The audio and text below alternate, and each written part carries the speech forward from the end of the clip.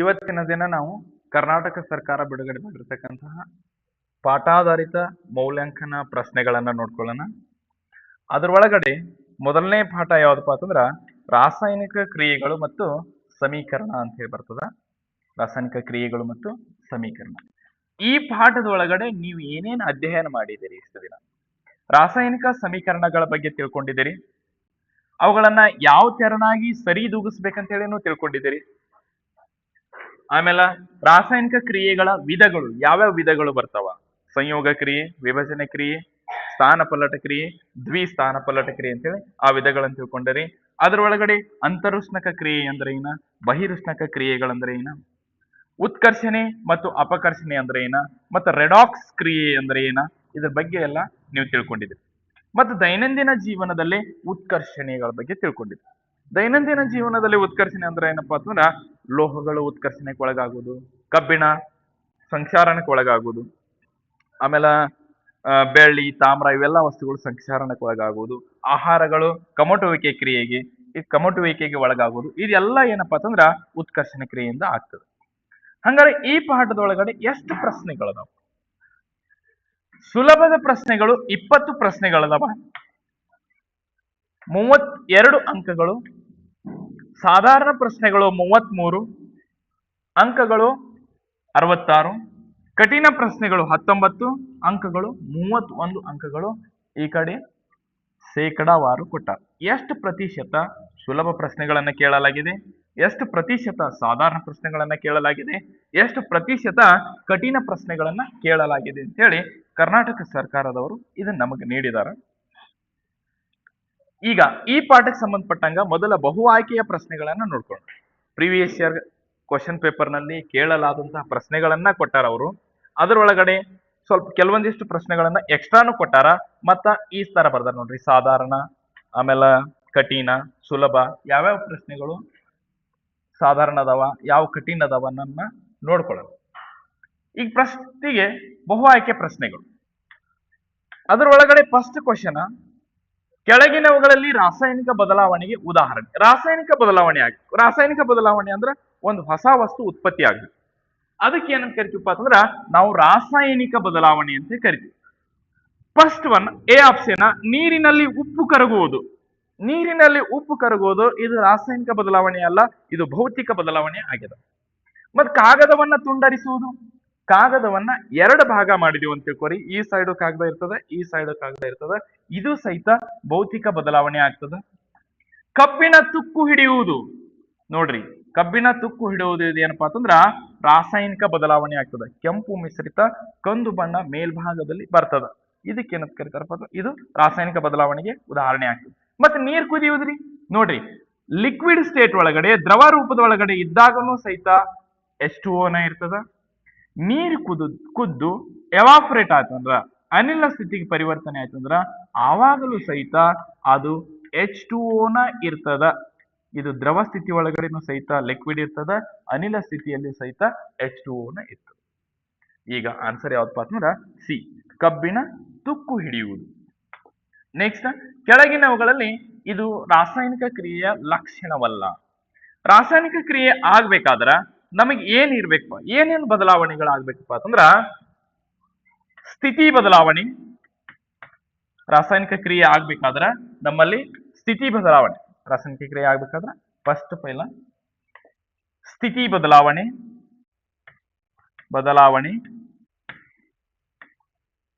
ಮತ್ ಎರಡನೇದು ಏನಾಗ್ಬೇಕು ಅಂತಂದ್ರ ಬಣ್ಣದಲ್ಲಿ ಬದಲಾವಣೆ,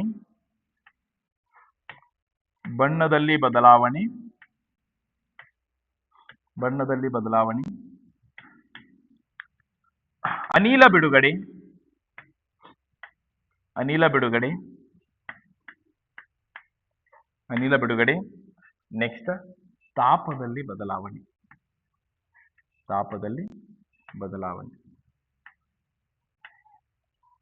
ಅದು ಉಷ್ಣ ಹೆಚ್ಚಾಗ್ಲಿ ಅಥವಾ ಕಡಿಮೆ ಆಗ್ಲಿ, ಒಟ್ಟಿನಲ್ಲಿ ತಾಪದಲ್ಲಿ ಬದಲಾವಣೆ ಆಗ್ಬೇಕು. ಸ್ಥಿತಿ ಬದಲಾವಣೆ, ಬಣ್ಣದಲ್ಲಿ ಬದಲಾವಣೆ, ಅನಿಲ ಬಿಡುಗಡೆ, ತಾಪದಲ್ಲಿ ಬದಲಾವಣೆ. ಈ 4ರ ಒಳಗಡೆ ಯಾವ್ದಾದ್ರು ಒಂದ್ ಇತ್ತಂದ್ರ ಅದು ರಾಸಾಯನಿಕ ಕ್ರಿಯೆ. ಈ 4ರನ್ನ ಬಿಟ್ಟು ಬೇರೆ ಯಾವ್ದಾದ್ರು ಇತ್ತು ಅಂತ ತಿಳ್ಕೊರಿ, ಅದು ರಾಸಾಯನಿಕ ಕ್ರಿಯೆ ಲಕ್ಷಣವಲ್ಲ. ಹಂಗಾರೆ ಬಣ್ಣದಲ್ಲಿ ಬದಲಾವಣೆ ರಾಸಾಯನಿಕ ಕ್ರಿಯೆ ಲಕ್ಷಣ 5. ಉಷ್ಣ ಬಿಡುಗಡೆ 5 ನೋಡ್ರಿ, ತಾಪದಲ್ಲಿ ಬದಲಾವಣೆ ಅಂದ್ರೆ ಉಷ್ಣ ಬಿಡುಗಡೆನು ಅದು 5. ಆಕಾರ ಬದಲಾವಣೆ ಸ್ಥಿತಿ ಬದಲಾವಣೆ 5 ಹೊರತು ಆಕಾರ ಬದಲಾವಣೆ ಸ್ಥಿತಿ ಬದಲಾವಣೆ ಅಂದ್ರೆ ಏನ್ರಿ, ಸಾಲಿಡ್ ಟು ಲಿಕ್ವಿಡ್ ಆಗ್ಬೇಕು, ಲಿಕ್ವಿಡ್ ಆರ್ ಗ್ಯಾಸ್, ಈ ತರ ಸ್ಥಿತಿಗಳಲ್ಲಿ ಬದಲಾವಣೆ, ಘನ ದ್ರವ ಅನಿಲ ಸ್ಥಿತಿಗಳು ಬದಲಾವಣೆ ಆಗ್ಬೇಕು. ಆಕಾರದಲ್ಲಿ ಬದಲಾವಣೆ ಆದ್ರ ಅದು ರಾಸಾಯನಿಕ ಕ್ರಿಯೆಯ ಲಕ್ಷಣವಲ್ಲ. ಹಂಗಾದ್ರೆ ಆನ್ಸರ್ ಯಾವ್ದಾಗ್ತದಪ್ಪ ಅಂತಂದ್ರೆ ಸಿ ಆನ್ಸರ್ ಆಗ್ತದೆ. ನೆಕ್ಸ್ಟ್ ಮೂರನೇ ಪ್ರಶ್ನೆ, ಕಬ್ಬಿಣದ ಆಕ್ಸೈಡ್ ಅಲ್ಯೂಮಿನಿಯಂನೊಂದಿಗೆ ವರ್ತಿಸಿದಾಗ ಅಲ್ಯೂಮಿನಿಯಂ ಆಕ್ಸೈಡ್ ಮತ್ತು ಕಬ್ಬಿಣ ಬಿಡುಗಡೆ ಆಗ್ತದ. ಈ ಮೇಲಿನ ರಾಸಾಯನಿಕ ಕ್ರಿಯೆ ಯಾವ ವಿಧದ ರಾಸಾಯನಿಕ ಕ್ರಿಯೆಗೆ ಉದಾಹರಣೆಯಾಗಿದೆ? ಇಲ್ಲಿ ಏನಾಗಿದೆಪ್ಪ ಅಂತಂದ್ರ ಅಲ್ಯೂಮಿನಿಯಂ ಇದ್ದಿದ್ದು ಕಬ್ಬಿಣದ ಆಕ್ಸೈಡ್ ಸಂಯುಕ್ತದಿಂದ ಕಬ್ಬಿಣವನ್ನ ಹೊರಗೆ ಹಾಕಿದ, ಅಂದ್ರ ಸ್ಥಾನ ಪಲ್ಲಟಗೊಳಿಸದ. ಇಲ್ಲಿ ನಡೆದಿರುವಂತಹ ಕ್ರಿಯೆ ಯಾವ್ದಪ್ಪ ಅಂತಂದ್ರ ಸ್ಥಾನ ಪಲ್ಲಟ ಕ್ರಿಯೆ. ಹಂಗಾದ್ರೆ ಅಲ್ಯೂಮಿನಿಯಂ ಯಾಕೆ ಕಬ್ಬಿಣವನ್ನ ಹೊರಗೆ ಹಾಕ್ತದ? ಅಲ್ಯೂಮಿನಿಯಂ ಯಾಕೆ ಕಬ್ಬಿಣವನ್ನ ಹೊರಗೆ ಹಾಕ್ತದಪ್ಪ ಅಂತಂದ್ರ ಅಲ್ಯೂಮಿನಿಯಂ ಇದ್ದಿದ್ದು ಹೆಚ್ಚು ಕ್ರಿಯಾಶೀಲ ಧಾತುವಾಗ್ಯದ. ಆದ ಕಾರಣ ಅದು ಅಲ್ಯೂಮಿನಿಯಂ ಇದ್ದಿದ್ದ ಕಬ್ಬಿಣದ ಸಂಯುಕ್ತದಿಂದ ಕಬ್ಬಿಣವನ್ನ ಹೊರಗೆ ಹಾಕ್ತದೆ. ಹಂಗಾದ್ರ ಸ್ಥಾನಪಲ್ಲಟ ಕ್ರಿಯೆ ಅಂದ್ರೆ ಏನ? ಅತಿ ಹೆಚ್ಚು ಕ್ರಿಯಾಶೀಲ ಧಾತುಗಳು ಕಡಿಮೆ ಕ್ರಿಯಾಶೀಲ ಧಾತುಗಳನ್ನ ಅದರ ಸಂಯುಕ್ತಗಳಿಂದ ತೆಗೆದು ಹಾಕುವ ಕ್ರಿಯೆಗೆ ಅಥವಾ ಸ್ಥಾನ ಪಲ್ಲಟಗೊಳಿಸುವ ಕ್ರಿಯೆಗೆ ನಾವೇನಂತ ಕರಿತೀವಿ?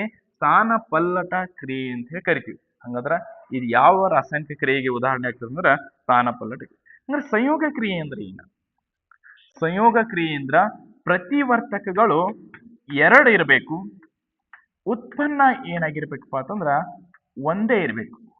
ಇಲ್ಲಿ 2 ಪ್ರತಿವರ್ತಕಗಳು ಸಂಯೋಗ ಹೊಂದಿ ಒಂದೇ ಒಂದು ಉತ್ಪನ್ನವನ್ನ ಬಿಡುಗಡೆ ಮಾಡ್ತಂದ್ರ ಆ ರಾಸಾಯನಿಕ ಕ್ರಿಯೆಗೆ ಏನಂತ ಕರಿತೀವಿ ಅಂದ್ರ ಸಂಯೋಗ ಕ್ರಿಯೆ ಅಂತ ಹೇಳಿ ಕರಿತೀವಿ. ಹಂಗಾರೆ ವಿಭಜನೆ ಕ್ರಿಯೆ ಅಂದ್ರೆ ಏನ? ಪ್ರತಿವರ್ತಕ ಒಂದೇ ಇದ್ದು ಉತ್ಪನ್ನಗಳು 2 ಅಥವಾ 2ಕ್ಕಿಂತ ಹೆಚ್ಚು ಉತ್ಪನ್ನಗಳು ಉತ್ಪತ್ತಿ ಆಗ್ತದಂದ್ರ ಅಂತಹ ಒಂದು ರಾಸಾಯನಿಕ ಕ್ರಿಯೆಗೆ ನಾವೇನಂತ ಕರಿತೀವಿ? ವಿಭಜನೆ ಕ್ರಿಯೆ ಅಂತ ಕರಿತೀವಿ. ಸ್ಥಾನಪಲ್ಲಟ ಕ್ರಿಯೆ ಅಂದ್ರೆ ನಿಮ್ಗೆ ಬರ್ತದ, ಇನ್ಕ ಆಗಲೇ ಹೇಳಿದಾಗೆ ಅತಿ ಹೆಚ್ಚು ಕ್ರಿಯಾಶೀಲ ಧಾತು ಕಡಿಮೆ ಕ್ರಿಯಾಶೀಲ ಧಾತುವನ್ನ ಅದರ ಸಂಯುಕ್ತದಿಂದ ಸ್ಥಾನಪಲ್ಲಟಗೊಳಿಸುವಂತಹ ಕ್ರಿಯೆಗೆ ಅಥವಾ ತೆಗೆದು ಹಾಕುವಂತಹ ಕ್ರಿಯೆಗೆ ನಾವೇನಂತ ಕರಿತೀವಿ? ಸ್ಥಾನಪಲ್ಲಟ ಕ್ರಿಯೆ ಅಂತ ಹೇಳಿ ಕರಿತೀವಿ. ದ್ವಿಸ್ಥಾನಪಲ್ಲಟ ಕ್ರಿಯೆ ಅಂದ್ರೆ ಏನಾಗ್ಬೇಕಂದ್ರ ಅಯಾನುಗಳ ವಿನಿಮಯ ಆಗ್ಬೇಕು. ಯಾವ್ದಾದ್ರು 2 ಅಯಾನುಗಳು ವಿನಿಮಯ ಆಗ್ತಿತ್ತಂದ್ರ ಅದು ದ್ವಿಸ್ಥಾನಪಲ್ಲಟ ಕ್ರಿಯೆ ಅಂತ ಹೇಳ್ಬೇಕು. ಉದಾಹರಣೆಗೆ ಹೇಳ್ಬೇಕಂದ್ರ ಸೋಡಿಯಂ ಸಲ್ಫೇಟ್ ಅದ ನೋಡ್ರಿ, ಸೋಡಿಯಂ ಸಲ್ಫೇಟ್ ಅದ ಮತ್ತ ಬೇರಿಯಂ ಕ್ಲೋರೈಡ್ ಅದ BaCl2. ಇದರಿಂದ ಉತ್ಪನ್ನ ಏನು ಉತ್ಪತ್ತಿ ಆಗ್ತದಪ್ಪ ಅಂತಂದ್ರ ಇದು ನೋಡ್ರಿ, Ba+2 ಚಾರ್ಜಸ್ ಅದ, SO4-2 ಚಾರ್ಜ್ ಅದ. ಇಲ್ಲಿ ಅಯಾನುಗಳ ವಿನಿಮಯ ಆಗ್ತದ. BaSO4 ಪ್ಲಸ್ ಉಳಿತದೇನ್ರಿ NaCl ಉಳಿತದ. ಅಯಾನುಗಳ ವಿನಿಮಯ ಆಗ್ತದ. ಅಯಾನುಗಳ ವಿನಿಮಯ ಆಗ್ತಿತ್ತು ಅಂದ್ರೆ ರಾಸಾಯನಿಕ ಕ್ರಿಯೆ ಒಳಗಡೆ ಅಂತಹ ಕ್ರಿಯೆಗೆ ಏನಂತ ಕರೀತಾರ ಅಂದ್ರ ದ್ವಿಸ್ಥಾನಪಲ್ಲಟ ಕ್ರಿಯೆ ಅಂತ ಕರೀತಾರ. ನೆಕ್ಸ್ಟ್, ಕೆಳಗಿನವುಗಳಲ್ಲಿ ಪರಸ್ಪರ ವರ್ತಿಸಿ ಅಯಾನುಗಳನ್ನ ವಿನಿಮಯ ಮಾಡಿಕೊಳ್ಳುವ ಮತ್ತು ಪ್ರಕ್ಷೇಪವನ್ನು ಉಂಟು ಮಾಡುವ ಪ್ರತಿವರ್ತಕಗಳು ಯಾವುವು? ನೋಡಿ, ಇನ್ಕ ಉದಾಹರಣೆ ಹೇಳಿನಲ್ಲ ದ್ವಿಸ್ಥಾನಪಲ್ಲಟ ಕ್ರಿಯೆಗೆ, ಅದರ ಕ್ವಶನ್ ಅನ್ನ ಮತ್ತೆ ರಿಪೀಟ್ ಕೇಳ್ಯಾರ. ಅವರು ಏನಂತ ಕೇಳ್ಯಾರಪ್ಪ ಅಂತಂದ್ರ ಈ ಕೆಳಗೆ 4 ಆಪ್ಷನ್ ಕೊಟ್ಟಾರ. ಆ 4 ಆಪ್ಷನ್ ಒಳಗಡೆ ಅಯಾನುಗಳ ವಿನಿಮಯ ಆಗ್ಬೇಕು ಮತ್ತ ಪ್ರಕ್ಷೇಪ ಉಂಟಾಗಬೇಕು. ಅಂತಹ ಒಂದು ಸಂಯುಕ್ತಗಳು ಯಾವ್ಯಾವ್ದಾವ ನೋಡಿ. ಫಸ್ಟಿಗಿಂದ ನಾ ಹೇಳಿದಿನ ಇನ್ಕ ಅದ ಹೇಳಿದ ಪ್ರಕಾರ ಇದನ್ನ ನೋಡ್ಕೊರಿ. Barium chloride plus sodium sulphate Na2SO4, ಅದರಿಂದ ಏನ್ ಉತ್ಪತ್ತಿ ಆಗ್ತದಪ್ಪ ಅಂತಂದ್ರ BaSO4 ಉತ್ಪತ್ತಿ ಆಗ್ತದ. BaSO4 ನೋಡ್ರಿ, ಇಲ್ಲಿ ಅಯಾನುಗಳ ವಿನಿಮಯ ಆಯ್ತ್ರಿ. Ba+2 ನೆಕ್ಸ್ಟ್ SO4-2 ಇವೆರಡು ಸೇರ್ಕೊಂಡು ಅಯಾನುಗಳ ವಿನಿಮಯ ಆಯ್ತು. ಮತ್ ಪ್ಲಸ್ ಏನ್ ಉಳಿತದ NaCl ಉಳಿತದ. ಇದೇನ್ BaSO4 ಐತ್ ನೋಡ್ರಿ, ಅದು ಜಲ ವಿಲೀನಗೊಳ್ಳದ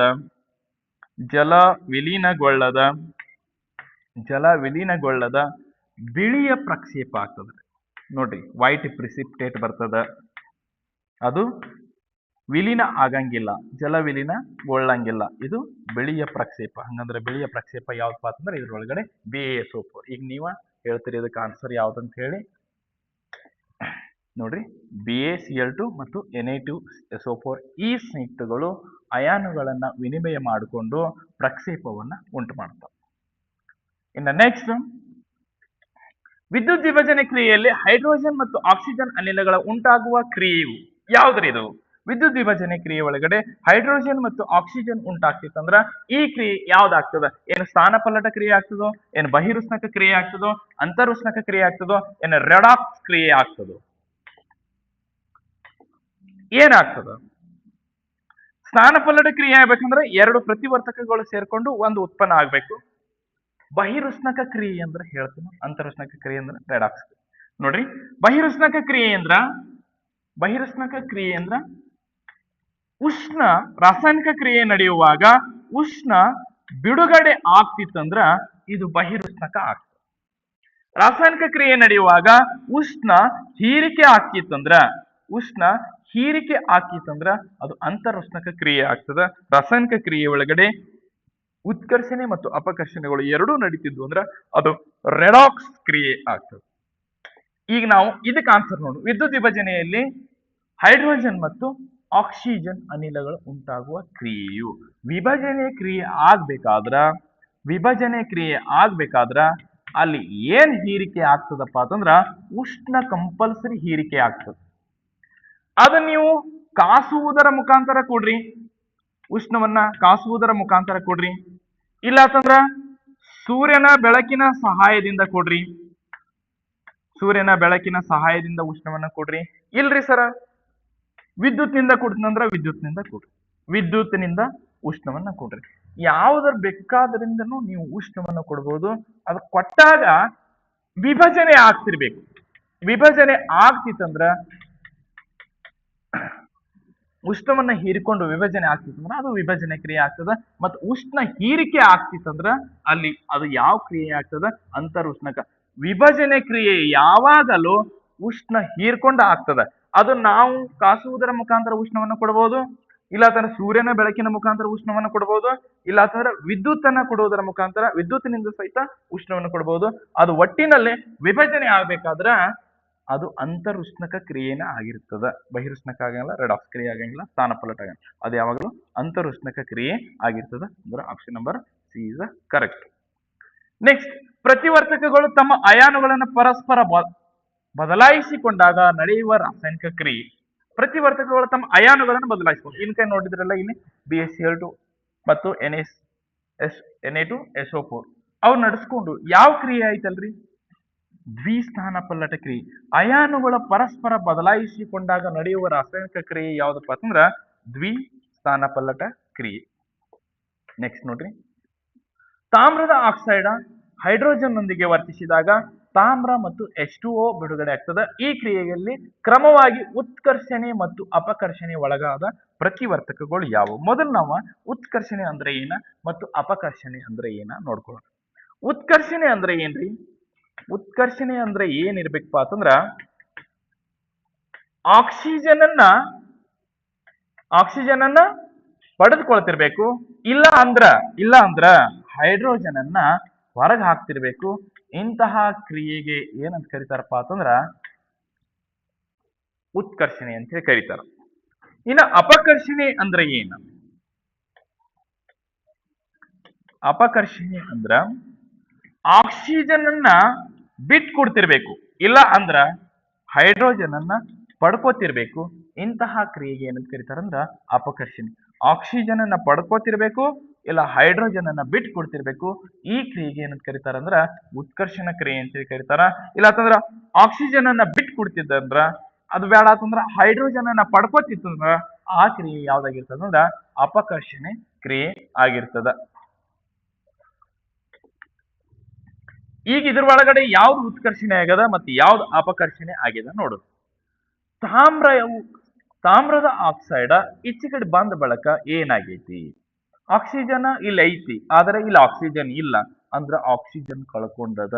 ತಾಮ್ರದ ಆಕ್ಸೈಡ್ ಅಪಕರ್ಷಣೆ ಹೊಂದಿ ಅಪಕರ್ಷಣೆ ಹೊಂದಿ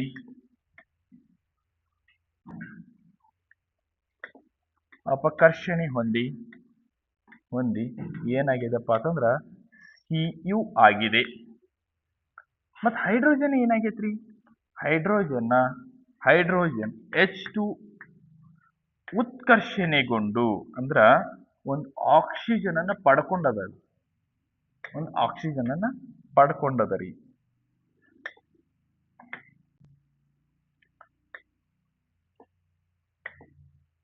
ಉತ್ಕರ್ಷಣೆ ಹೊಂದಿ H2O ಆಗಿದೆ. ಹಂಗಾದ್ರ ಇಲ್ಲಿ ಉತ್ಕರ್ಷಣೆ ಯಾವ್ದು ಹೊಂದ್ಯದ? Cu ಉತ್ಕರ್ಷಣೆ ಹೊಂದಿಲ್ಲ, Cu ಉತ್ಕರ್ಷಣೆ ಹೊಂದಿಲ್ಲ, H2 ಉತ್ಕರ್ಷಣೆ ಹೊಂದಿದೆ ನೋಡ್ರಿ. H2 ಉತ್ಕರ್ಷಣೆ ಹೊಂದಿ H2O ಆಗಿದೆ. ಹಂಗಂದ್ರ H2 ಉತ್ಕರ್ಷಣೆ ಹೊಂದಿದ. ನೆಕ್ಸ್ಟ್ ಉತ್ಕರ್ಷಣೆ ಆಯ್ತು. ಅಪಕರ್ಷಣೆ ಯಾವ್ದಾಗಿದೆ? ಅಪಕರ್ಷಣೆ ಯಾವ್ದಾಗಿದೆ? ತಾಮ್ರದ ಆಕ್ಸೈಡ್ ಇದ್ದಿದ್ದು ಆಕ್ಸಿಜನ್ ಅನ್ನು ಕಳ್ಕೊಂಡು ತಾಮ್ರ ಆಗಿದೆ. ಅಪಕರ್ಷಣೆ ಹೊಂದಿರುವುದು ಯಾವ್ದಪ್ಪ ಅಂತಂದ್ರ ತಾಮ್ರದ ಆಕ್ಸೈಡ್. ಆದ್ದರಿಂದ ನಮ್ಮ ಉತ್ತರ ಯಾವ್ದಾಗ್ತದಪ್ಪ ಅಂದ್ರ ಬಿ ಅಂತ. ನೆಕ್ಸ್ಟ್, ಬೆಳ್ಳಿಯ ಕ್ಲೋರೈಡ್ ಅನ್ನು ಸೂರ್ಯನ ಬೆಳಕಿನಲ್ಲಿ ತೆರೆದಿಟ್ಟಾಗ ಬೂದು ಬಣ್ಣಕ್ಕೆ ತಿರುಗುತ್ತದೆ, ಏಕೆಂದರೆ? ನೋಡ್ರಿ, ಬೆಳ್ಳಿಯ ಕ್ಲೋರೈಡ್ AgCl, ಬೆಳ್ಳಿಯ ಕ್ಲೋರೈಡ್ ಇದನ್ನ ನಾವು ಸೂರ್ಯನ ಬೆಳಕಿನಲ್ಲಿ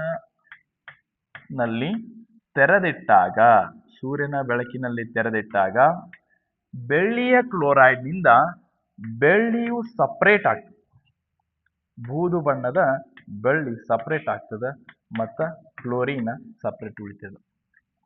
ಬ್ಯಾಲೆನ್ಸ್ ಮಾಡಿದಾಗ ನಿಮ್ಗೆ ಗೊತ್ತಾಗ್ತದೆ AgCl. ನೋಡ್ರಿ, ಬೆಳ್ಳಿಯ ಕ್ಲೋರೈಡ್ ಅನ್ನ ಸೂರ್ಯನ ಬೆಳಕಿನೊಳಗಡೆ ನಾವು ಕಾಯಿಸಿದಾಗ ಅಥವಾ ತೆರೆದಿಟ್ಟಾಗ ಏನಾಗ್ತದೆ ಅಂದ್ರೆ ಬೂದು ಬಣ್ಣಕ್ಕೆ ತಿರುಗುತ್ತದೆ. ಕಾರಣ ಏನ? ಇಲ್ಲಿ ಬೂದು ಬಣ್ಣಕ್ಕೆ ತಿರುಗುವುದು ಯಾವ್ದಪ್ಪ ಅಂತಂದ್ರ ಬೆಳ್ಳಿ ಇದ್ದಿದ್ದು ಬೂದು ಬಣ್ಣ. ಮೊದಲಿದ ಬಿಳಿ ಬಣ್ಣದಾಗಿರ್ತೈತಿ, ಬಿಳಿ ಬಣ್ಣ ಇದ್ದಿದ್ದು ಬೂದು ಬಣ್ಣಕ್ಕೆ ತಿರುಗ್ತದೆ.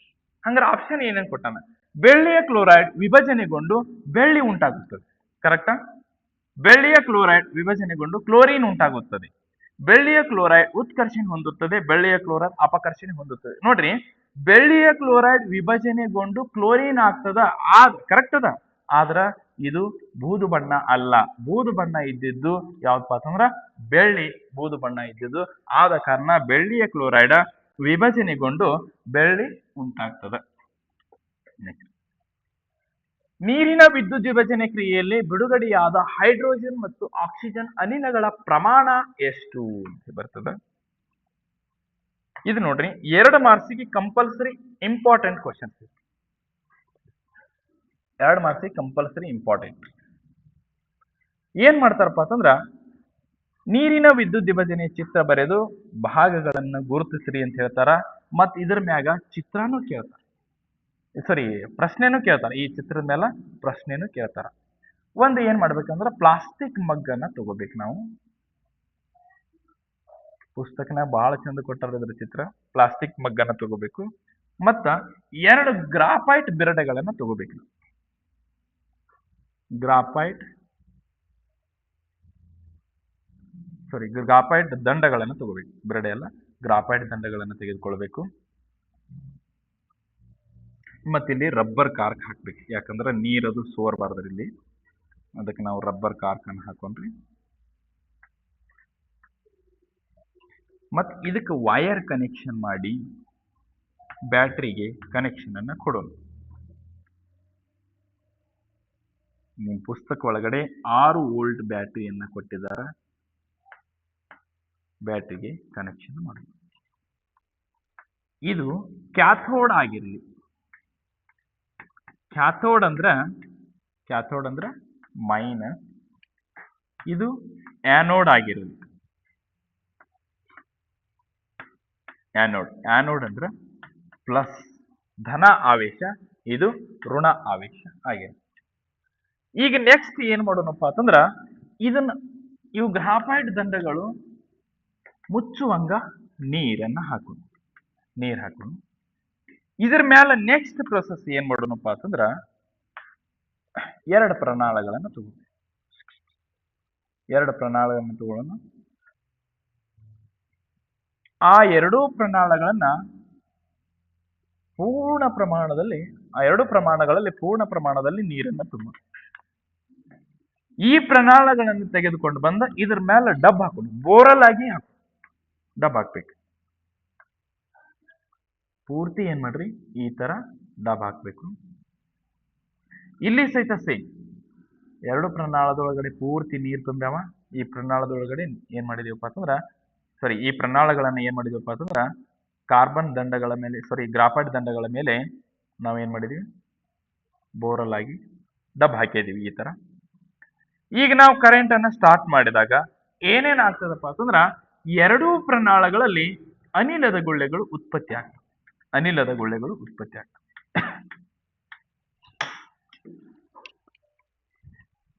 ಈ ಪ್ರಣಾಳದೊಳಗಡೆ ಅನಿಲ ಹೆಚ್ಚಿನ ಪ್ರಮಾಣದಲ್ಲಿ ಸಂಗ್ರಹಣೆ ಆಗ್ತದ. ಈ ಪ್ರಣಾಳದೊಳಗಡೆ ಅನಿಲ ಕಡಿಮೆ ಪ್ರಮಾಣದೊಳಗಡೆ. ಈ ಪ್ರಣಾಳದೊಳಗಡೆ ಯಾವ ಅನಿಲ ಸಂಗ್ರಹಣೆ ಆಗ್ತದ ಅಂದ್ರ ಹೈಡ್ರೋಜನ್ ಅನಿಲ ಸಂಗ್ರಹಣೆ ಆಗ್ತದ. ಹೈಡ್ರೋಜನ್ ಅನಿಲ ಸಂಗ್ರಹಣೆ ಆಗ್ತದ. ಈ ಪ್ರಣಾಳದೊಳಗಡೆ ಯಾವ ಅನಿಲ ಸಂಗ್ರಹಣೆ ಆಗ್ತದ ಆಕ್ಸಿಜನ್ ಅನಿಲ ಸಂಗ್ರಹಣೆ ಆಗ್ತದೆ. ಆಕ್ಸಿಜನ್ ಅನಿಲ ಸಂಗ್ರಹಣೆ ಆಗ್ತದೆ. ಹೈಡ್ರೋಜನ್ ಈ ಕಡೆ ಯಾಕೆ ಸಂಗ್ರಹಣೆ ಆಗ್ಬೇಕು, ಕ್ಯಾಥೋಡ್ ಕಡೆನೆ ಯಾಕೆ ಸಂಗ್ರಹಣೆ ಆಗ್ಬೇಕಂದ್ರ ಹೈಡ್ರೋಜನ್ ಧನ ಆವೇಶವನ್ನು ಹೊಂದಿರುವುದರಿಂದ ಅದು ಋಣ ಆವೇಶ ಕಡೆಗೆ ಅಟ್ರಾಕ್ಟ್ ಆಗ್ತದ. ಆದ ಕಾರಣ ಹೈಡ್ರೋಜನ್ ಇದ್ದಿದ್ದು ಕ್ಯಾಥೋಡ್ ಕಡೆ ಸಂಗ್ರಹಣೆ. ಮತ್ ಆಕ್ಸಿಜನ್ ಆನೋಡ್ ಕಡೆ ಧನ ಆವೇಶ ಕಡೆಗೆ ಯಾಕೆ ಸಂಗ್ರಹಣೆ ಆಗ್ಬೇಕಂದ್ರ ಆಕ್ಸಿಜನ್ ಋಣ ಆವೇಶವನ್ನು ಹೊಂದಿರುವ ಕಾರಣ ಅದು ಧನ ಆವೇಶಗಳ ಕಡೆಗೆ ಆಕರ್ಷಣೆ ಹೊಂದದ. ಆದ ಕಾರಣ ಈ ಭಾಗದಲ್ಲಿ ಆನೋಡ್ ಕಡೆ ಆಕ್ಸಿಜನ್ ಸಂಗ್ರಹಣೆ ಆಗ್ತದೆ. ಮತ್ ಇದು ಹೆಚ್ಚು ಸಂಗ್ರಹಣೆ ಆಗ್ಯದ, ಇದು ಕಡಿಮೆ ಸಂಗ್ರಹಣೆ ಆಗಿದೆ. ಯಾಕ? H2O ನೋಡ್ರಿ, ನೀವು ಕಾಸಿದ್ರೂ ಅದು ವಿಭಜನೆ ಆಗಿಲ್ಲ. ಹೈಡ್ರೋಜನ್ ಮತ್ತು ಆಕ್ಸಿಜನ್ ಸಪರೇಟ್ ಆಗಂಗಿಲ್ಲ. ಸೂರ್ಯನ ಬೆಳಕಿನಲ್ಲಿ ಇಟ್ಟಾಗನೂ ಸಹಿತ ಹೈಡ್ರೋಜನ್ ಮತ್ತು ಆಕ್ಸಿಜನ್ ಸಪರೇಟ್ ಆಗಂಗಿಲ್ಲ. H2 ಅನ್ನ ವಿದ್ಯುತ್ತಿನ ಮೂಲಕ ವಿಭಜನೆ ಮಾಡಿದಾಗ ಹೈಡ್ರೋಜನ್ ಮತ್ತು